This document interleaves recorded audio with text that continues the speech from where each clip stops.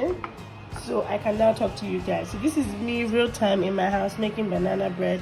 You can see the splatter everywhere. My husband is watching soccer in the parlor, so you probably hear that in the background.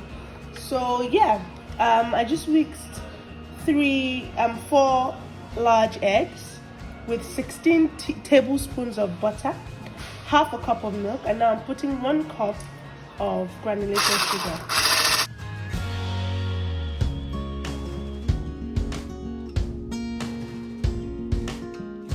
To put half a cup of brown sugar, right?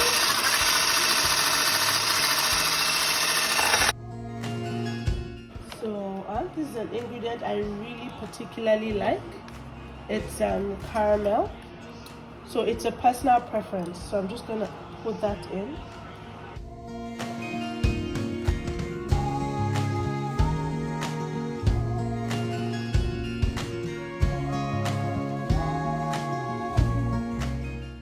So I'm also going to add a tablespoon of essence. So now I'm using condensed milk because I don't have vanilla at home. So caramel is going to be my main flavor apart from the banana. If you have vanilla, please feel free to use it. I mean, like I said, real time, nothing extra, nothing fancy, you know, just showing you how it goes down on a normal day when I'm not making fancy videos, right? So the last thing I'm going to put in here is my banana. So if you notice, I'm just putting in the wet ingredients. Wet guys are going in. So I'm using frozen bananas. I've been wanting to make banana bread for the longest time. I've been too busy. I bought the banana a total of like 3 different times and they've all just gone bad. And I know that you know, you can use what you call it, frozen bananas, but I always just rather use wet bananas because, you know, they're fresher. It's going to taste as lovely, it's going to be as moist and as nice. I know it doesn't look the most appealing, the frozen bananas, but trust me, it makes absolutely no difference. If anything, it makes it even more special. So I have measurements for all of this. Like you see, I prepped it specially because of you guys. So I'm going to put the measurements down below. Forget how it's looking. When it all comes together, the butter won't look like this anymore. All right. So I'm going to move to my dry ingredient bowl real quick.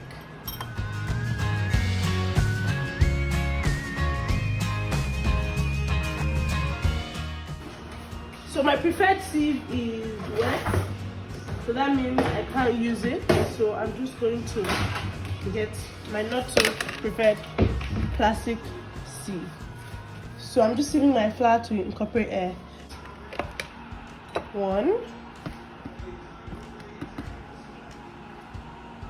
2. Let's start with this.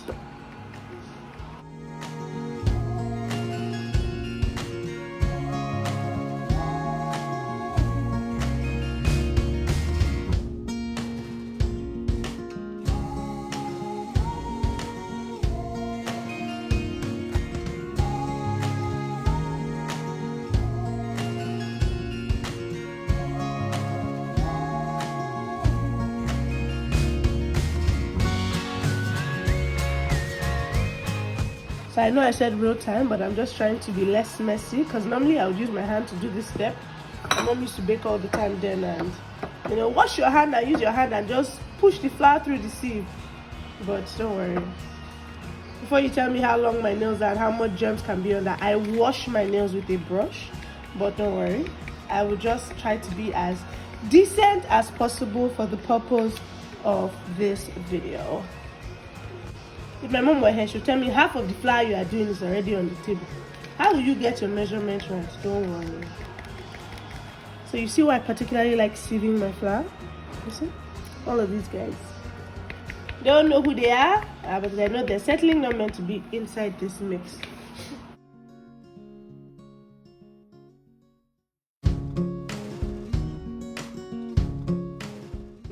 So here I have baking soda. I have salt. This is 1 tablespoon of baking soda. I have salt, and I have I think this is half a teaspoon or this is 1 teaspoon of salt, and I think this is 1 teaspoon of nutmeg as well. You can use cinnamon, whatever you want, whatever pleases you. What fancy. So it's just a quick mix. You can use your whisk, but me, I'm not ready for all the flour that will go in the air, but just make sure you mix it thoroughly.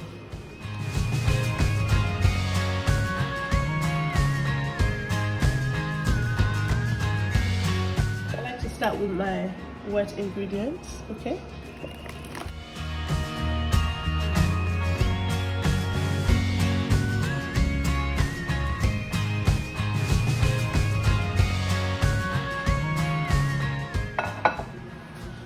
So I'm just going to mix, and mix some more until I have it all together. So they'll always tell you not to overwork your batter, but yeah, just make sure they're properly incorporated. So I'm sure you can see what our guy is looking like. Oh, that's some banana there. You know, if you look, you see that you can't even find any of the butter anymore. So all those little butter lumps, and then the rest will pretty much just melt in the oven. So we're looking good here, guys. The consistency is looking good. I'm just going to quickly bring out my Pyrex. My oven has been on since I started, so it's hit the right temperature. So I'm going to start with this guy. So yeah, so this is what I'm doing.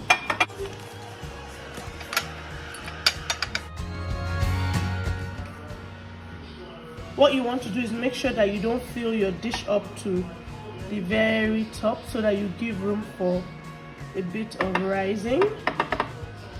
Me, I kukuma like when it just, you know, comes out on the top a bit, but yeah, it's totally, oh, my hand is in the way. Totally up to you. Totally.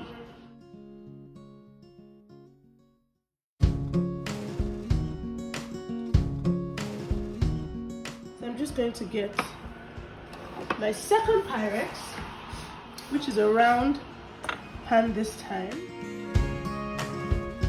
So I'm using simple, what's this, Simas margarine. You can use butter if you like. Butter in Nigeria is expensive, and frankly the butter I have I'd rather use it to cook than make this banana bread, because the flavor alone from the banana and my caramel is enough. It's more than all that I need.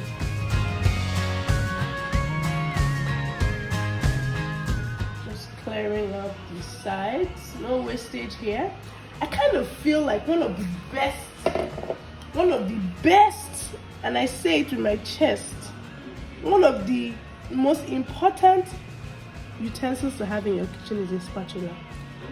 If you know the amount of, oh, see this banana bit here, kish. If you know the amount of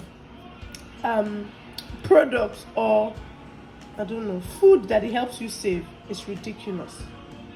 Spatula in life, it helps you save stew, helps you save baking, all those things that you just leave on the body and be like, I don't want to get my hand messy. Spatula would take care of it for you.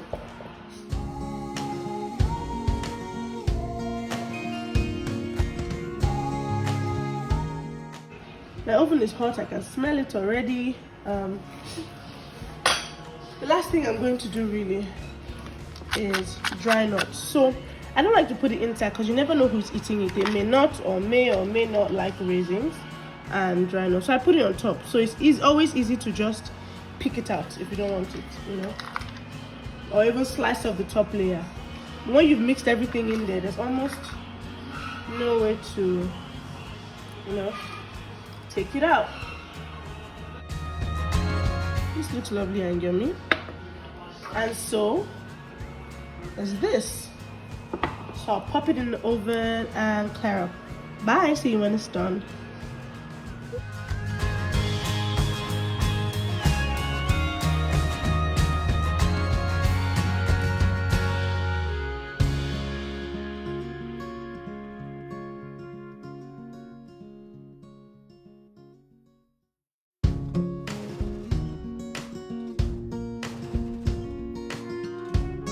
So this is ready, it's out. The first one, the second one is still in the oven. So See how good it looks. And the great thing about baking with a Pyrex is that you can see the sides, so you know when they're burning and when they're not.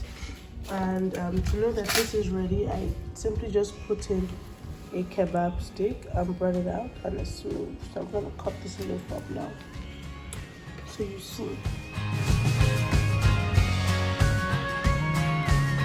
Cut this open and just see what it looks like. It looks yummy. That's my child in the background, but yeah, you get the idea. It's not hard as a rock. It's, see. Can you see? It's not hard at all.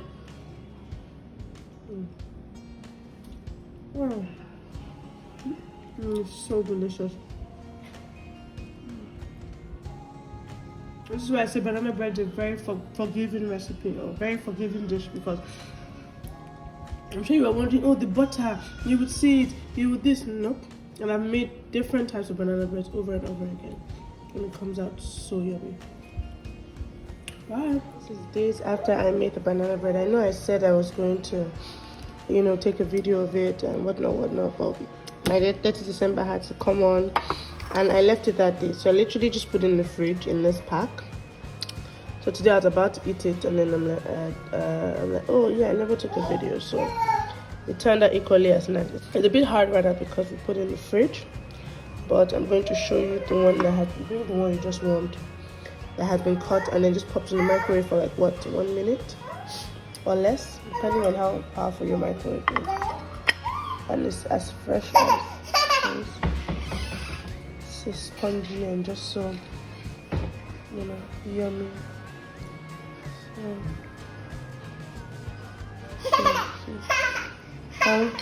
Yeah. Alright. Bye.